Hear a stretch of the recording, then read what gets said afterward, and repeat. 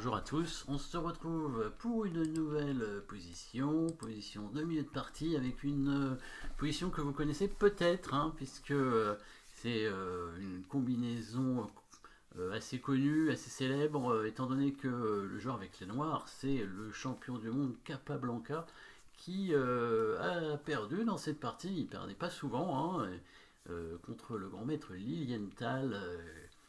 Et avec les blancs donc du coup là qu'est-ce qui se passe dans cette position assez ouverte. Alors on remarque directement que le roi noir est resté au centre, donc un souci bien évidemment.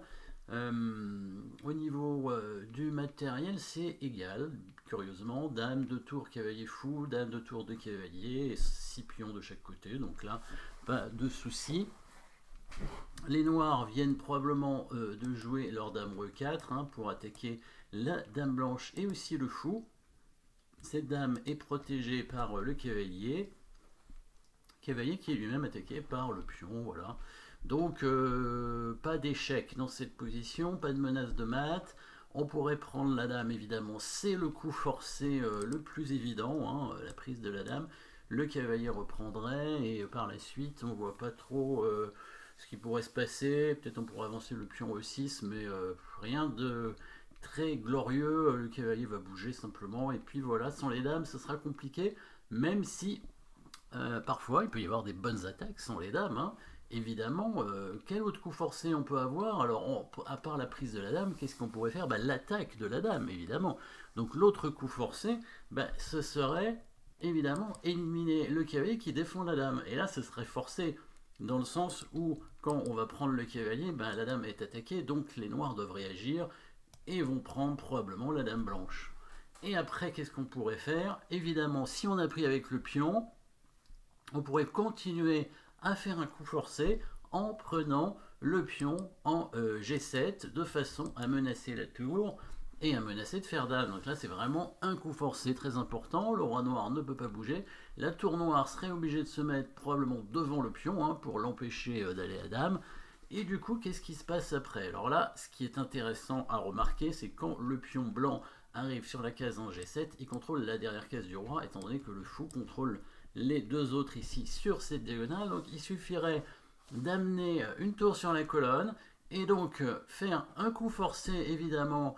Alors on ne peut pas faire échec encore parce qu'il y a le cavalier qui nous gêne, mais il suffirait de bouger ce cavalier en faisant une menace, un coup forcé évidemment. Pourquoi pas attaquer la dame? Est-ce possible? Bah oui, puisque la dame noire maintenant est en C2, donc il suffirait de mettre le cavalier en D4 pour attaquer la dame et menacer pratiquement mat avec la tour en E1.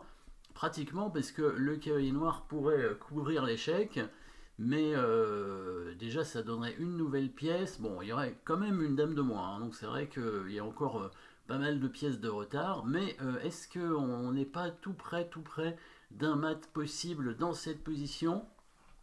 En tout cas, la dame noire va bouger sur cavalier D4, par exemple, prendre le pion, les blancs feraient échec.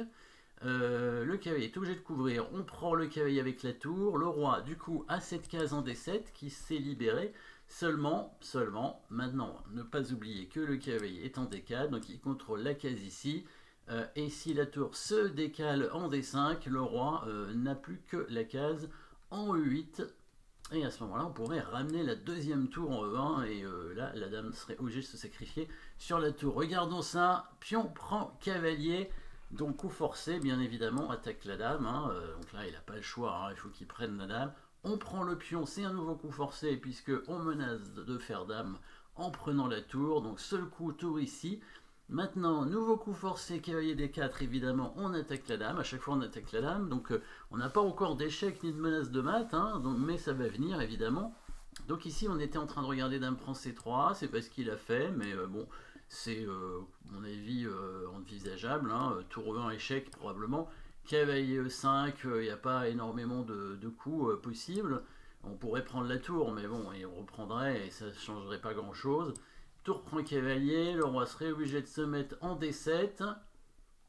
Et là on s'aperçoit que finalement tour D5 c'est peut-être pas le meilleur coup. Et vous avez probablement vu un meilleur coup maintenant, puisque le roi noir n'a qu'une case, c'est cette case en D6, et s'il vient là, le cavalier va faire une petite fourchette, évidemment. Donc on va préférer l'autre échec de la tour en E7 plutôt qu'en D5. Hein. Bon, en D5 c'était jouable, mais c'est mieux de le mettre en E7 évidemment, puisque maintenant on va gagner la dame gratuitement, hein, sans donner la tour. Évidemment, si il monte son roi, il y a une découverte du fou, hein, donc on peut bouger la tour ici pour prendre la dame, hein, sans compter qu'il y avait peut-être un mat, hein, effectivement. Si on élimine le pion, le roi est obligé d'aller là, on revient. Et comme le pion a disparu, maintenant c'est le cavalier qui arrive et qui donne mat. Effectivement, c'était plus simple. Donc on peut regarder ce qui s'est passé dans la partie, puisqu'il n'a pas pris le pion en C3, il a mis la dame en E4, mais ça ne change rien, on met la tour en 20, bien évidemment, là on va regagner la dame, c'est forcément, ça c'est sûr, hein, on va prendre la dame au coup suivant.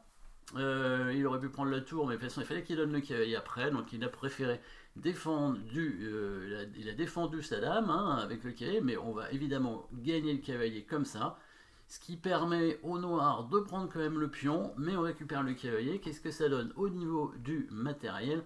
Un cavalier et un fou contre une tour, donc un avantage blanc au niveau du matériel. On pourrait dire que c'est pas fini, mais les noirs ont quand même abandonné dans cette position. Alors pourquoi? Qu'est-ce qu'il aurait pu jouer? Bon, de toute façon, il n'a pas le choix. Il faut qu'il bouge son roi. Bah ouais, en F8 hein, plutôt, parce qu'en D7, il risque d'y avoir des échecs un peu partout. Mais là, on voit quand même que la tour noire ici est bien bloquée. Hein. On pourrait par exemple amener le fou en F6 pour continuer à bloquer la tour. Le roi noir est bloqué aussi. Hein, et ça va être très compliqué de faire quelque chose avec les noirs maintenant. On pourrait même monter la tour sur la 7e rangée histoire d'attaquer le pion là, hein, ou mettre le cavalier ici d'ailleurs, hein, ça peut être pas mal pour bloquer le pion. Et là les noirs ne peuvent pas trop bouger. S'il était venu ici avec son roi, il y avait cet échec toujours, hein, qui était possible. On aurait été obligé de venir ici et la tour très active pourrait permettre d'aller peut-être gagner ce pion assez rapidement. On pourrait faire échec avec le cavalier, hein. Je pense qu'on pourrait prendre ce pion par la suite, hein, parce que sur roi C6 il y a une petite fourchette, donc le pion est perdu. On peut aussi encore une fois mettre le fou F6 ou pousser le pion F6, hein, ce qui est bien dans tous les cas, hein, parce que ça attaque la tour et ça permet aussi de faire un échec de ce côté-là, hein, comme de l'autre côté. Si la tour part de la défense de ce pion, évidemment on va le prendre, il va y avoir un très beau pion passé. Et si la tour reste en défense, bon bah on peut faire l'échec qu'on a dit tout à l'heure avec le cavalier en B5. On a même ce nouvel échec qui apparaît, le coup fou G3, hein, qui permet de prendre ce pion. Voilà, les blancs avec leurs pièces très actives vont récupérer des pions chez les noirs et ils vont concrétiser relativement facilement leur avantage matériel. En tout cas, jolie combinaison du grand maître Lilienthal, hein, grand maître qui a vécu très longtemps, hein, puisque je crois qu'il est mort il n'y a pas si longtemps, il est mort, il avait presque 100 ans, donc voilà, un joueur qui a rencontré beaucoup de champions du monde. D'ailleurs, je pense qu'il avait rencontré à peu près tous les champions du monde du début du XXe siècle, hein, et même après certainement. Hein. Il a rencontré, juste peut-être pas Fischer, mais peut-être qu'il a joué après contre Fischer, Karpov, c'est possible, mais ça c'est pas sûr. Mais en tout cas, jusqu'à Spassky, je pense qu'il les a tous rencontrés à part Steinitz, hein, évidemment, parce qu'il est quand même né après Steinitz, mais il avait rencontré tout le monde, hein, aussi bien Lasker, Capablanca, Lekin, Botvinnik, etc., etc. Voilà, merci d'avoir suivi cette jolie combinaison et à très bientôt.